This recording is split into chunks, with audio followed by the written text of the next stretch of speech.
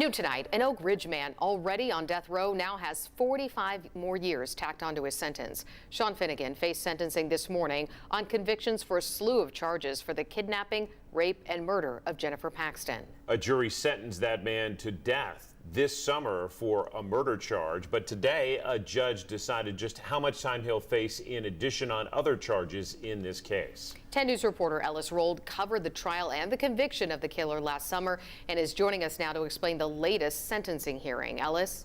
Brittany, John, similarly to how he behaved throughout his capital murder trial this summer, Sean Finnegan sat stone-faced as decades were added to his sentence today. And 6 months after the trial, the prosecution and defense are still debating who is more to blame for these crimes, Sean Finnegan or his then-girlfriend, Rebecca Dishman.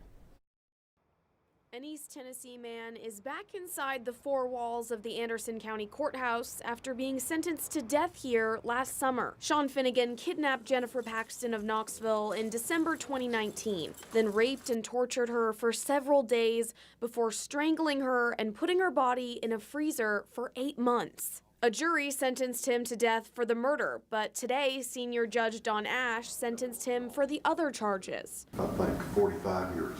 And after tacking on decades, Judge Ash sent another strong message. I've never had a case where someone disregarding human life more than what you've done. I've never had a case where someone treated another human being just like a piece of trash.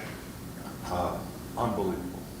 Just, I've never, ever seen that before in my life. And I think you are a tremendous risk out there. Defense attorneys for Finnegan, now 57, hope he can get better in some way. It seems like he is adjusting well, and he has continued his medication management for mental health. He has the potential, at least academically for these counts, to engage in some rehabilitation. Finnegan's then-girlfriend, Rebecca Dishman, also took part in the crimes. She pleaded guilty and testified against Finnegan at his trial last summer to avoid the death penalty. Dishman was in court today and took the stand briefly after Finnegan's hearing to confirm her sentence. She's serving life in prison for murder and an additional 50 years for 2 child rape cases.